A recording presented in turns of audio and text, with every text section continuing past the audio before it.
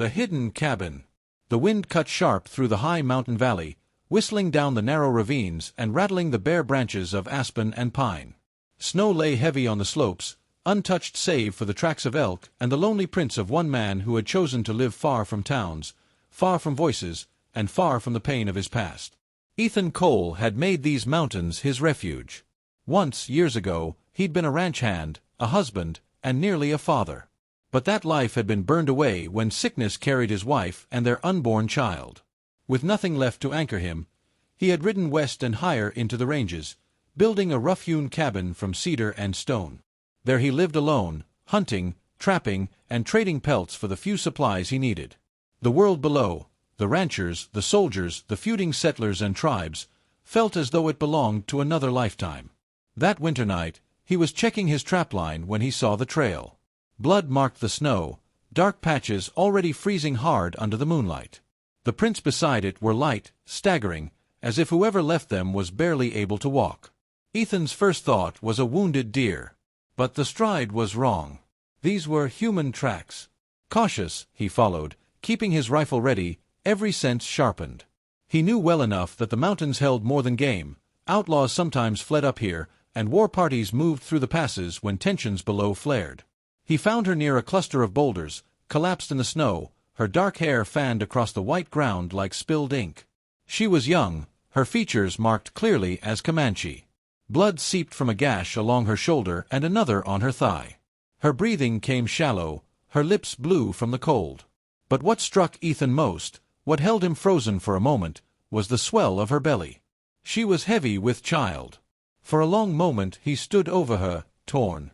Every story he'd heard from other mountain men, from settlers and soldiers, warned of the dangers of involving oneself with the tribes. Old grudges and bloodshed ran deep. To bring a Comanche into his cabin would be seen as betrayal by many, if word ever spread. Yet as he looked down at her face, pale with pain, he knew he could not leave her. He was not made of stone, no matter how long he had lived in silence. He slid his rifle over his shoulder, lifted her carefully into his arms, and began the hard walk back through the snow. His cabin stood hidden in a grove of fir, smoke curling from the chimney. Inside, the fire burned low. He laid her on his bed of furs, lit a lantern, and began the work of saving her life.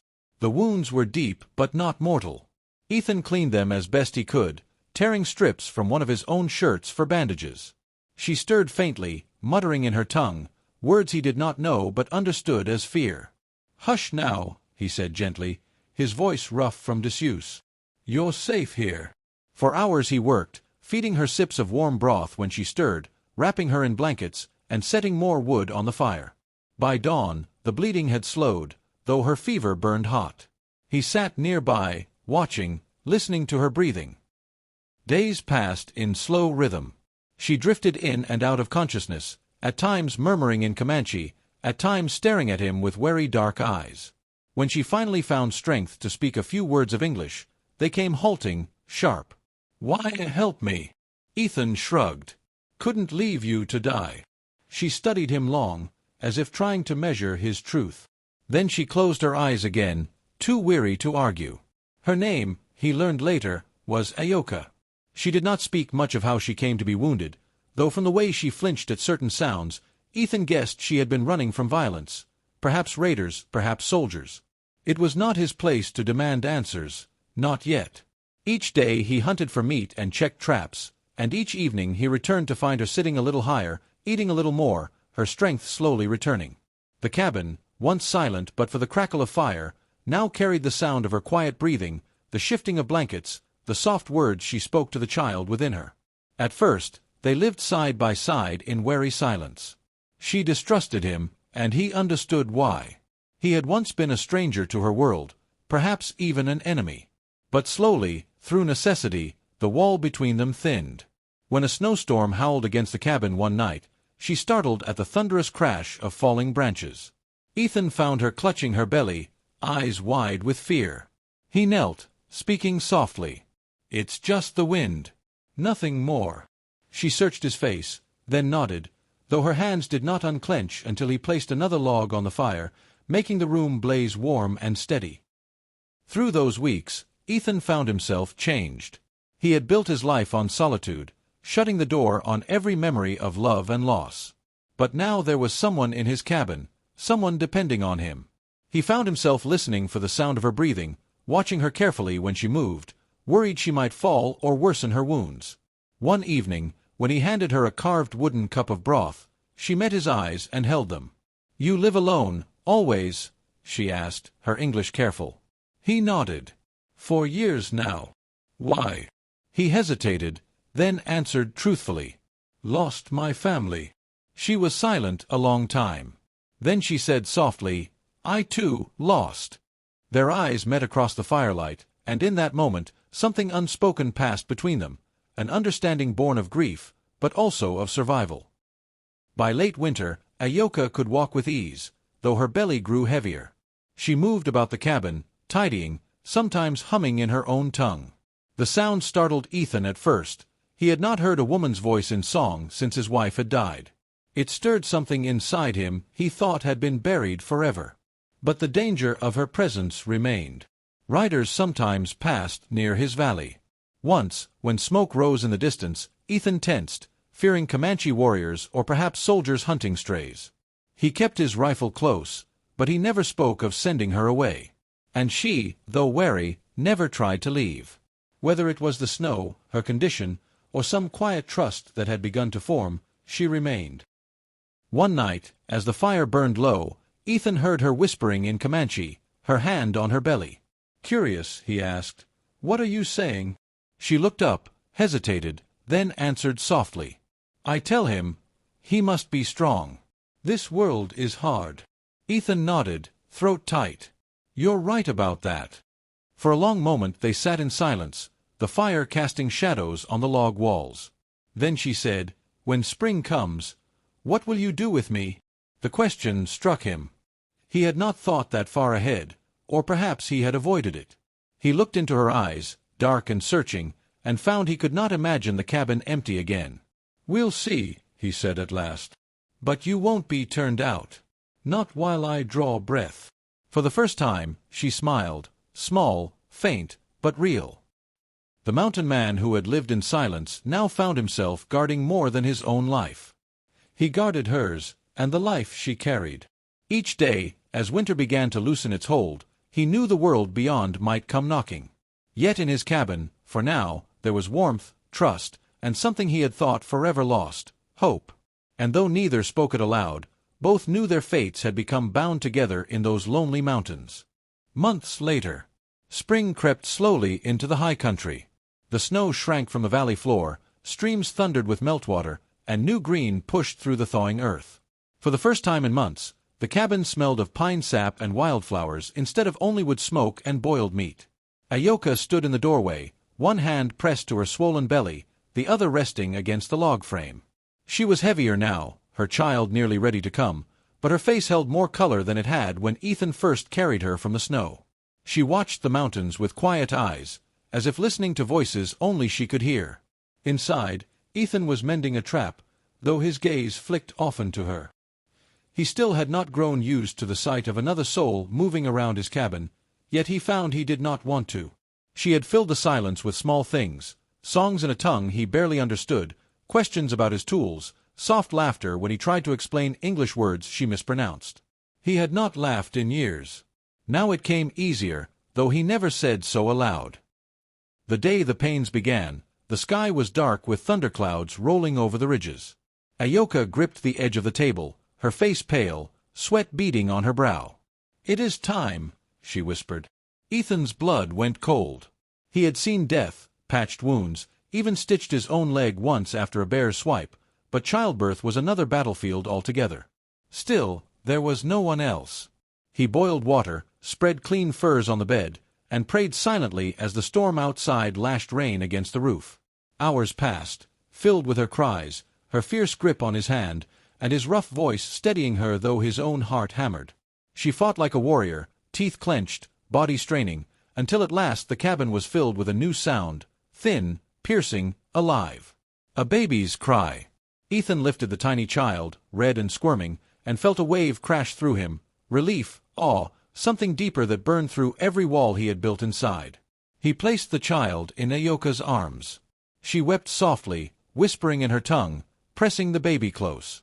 "It is a boy," she said at last, looking up at him. Ethan nodded, throat too tight to speak. The weeks that followed changed everything. The cabin was no longer the shelter of a solitary man, but the home of 3 souls. The baby's cries woke Ethan at night, and though he had never held an infant before, he found himself rocking the small bundle, muttering low words to calm him. Ayoka healed slowly, her strength returning as she nursed and sang. She named the boy Takoda, friend to all. The name sat heavy on Ethan's heart, a reminder of how far apart their worlds once were, and how close fate had now drawn them. Yet outside their hidden grove, danger stirred. One morning, while Ethan was chopping wood, he saw smoke rising in the eastern valley. Too much for a lone campfire. A party of riders had passed through. His gut tightened. Settlers, soldiers, or Comanches searching for their own. Any of them could spell ruin. That night he sat by the fire, rifle across his knees, while Ayoka hummed the baby to sleep. She noticed his tension. "You fear them," she said softly. He met her eyes. "If they find us, if they see you here with me, and the child, there'll be questions. Trouble." She nodded slowly. "My people, some would not understand. Your people, even less." Silence stretched between them, heavy as the mountains themselves. Then Ayoka touched his arm, light as falling snow. "Still, you kept me. You saved him. That is truth." Ethan covered her hand with his own. "I'd do it again." Summer deepened, and with it came more signs of strangers in the high country. Once Ethan returned from checking traps to find hoofprints not far from the creek. Another time, distant gunfire echoed off the ridges. He grew restless, always listening, always watching the tree line. One evening, while he was smoking venison outside, 2 riders appeared at the edge of the clearing. Settlers, rifles slung across their saddles, eyes narrowing as they spotted him. "Evenin'," one called. "Didn't reckon anyone lived this high up." Ethan forced calm into his voice. "Cabin suits me fine." They dismounted, glancing around with the wary look of men who trusted little. "Trapping." "Some," Ethan said. "Keeps me fed." The second man's gaze shifted toward the cabin door, where, unseen to them, Ayoka stood just behind the wood, clutching her child. Ethan's body went rigid. "You here alone?" the man asked. Ethan met his eyes, letting silence stretch until it felt like iron. "Alone," he said flatly. After a tense moment, the men nodded, muttered something about moving on, and mounted up. They rode away, but Ethan knew the danger had grown sharper. One wrong glimpse, one careless sound from inside the cabin, and the fragile world he and Ayoka had built could shatter. That night, after the baby had fallen asleep, Ethan sat at the fire with Ayoka. "It can't last," he said quietly. "Sooner or later, someone'll find out." She looked at him, her dark eyes steady. "And if they do?" Ethan exhaled hard. "Then I'll stand. For you. For him. Whatever it takes." For a moment she only watched him. Then she reached across, her fingers brushing his. "We are not alone now, Ethan Cole. We are family." The words sank into him like sunlight after long winter. Family. He had thought the word lost to him forever. Now it lived again, in her voice, in the baby's tiny hands curling around his thumb, in the warmth that filled the cabin. Days turned to weeks, and though the threat of discovery never vanished, the bond between them grew unbreakable. Ethan taught Ayoka how to mend traps, how to split wood, while she taught him words of her language, songs to soothe the child. One evening, as the boy slept, Ethan found himself staring into the fire, speaking words he had never thought to share. "I buried my wife on the plains. She carried my child when fever took her. Thought I'd never have this again." Ayoka listened in silence, then placed her hand over his heart. "Your heart was not empty. It was waiting." He looked at her, the firelight soft on her face, and felt something shift inside him. Not the sharp ache of memory, but the steady strength of something new. By the time autumn painted the aspens gold, the valley no longer felt like exile. It felt like home. A home built not of solitude, but of survival, trust, and love forged in the harshest of winters. When strangers passed through now, Ethan watched from the ridges, rifle ready, but fear no longer hollowed him out. He was not guarding only himself anymore. He was guarding a woman who had once been an enemy, a child born of two worlds, and a family that had risen from grief and blood. And as the first snows returned to the peaks, Ethan stood in the doorway of his cabin, Ayoka at his side, the baby in her arms. The mountains stretched wide and silent before them, endless and unforgiving. Yet within their small cabin burned a fire that no storm could put out.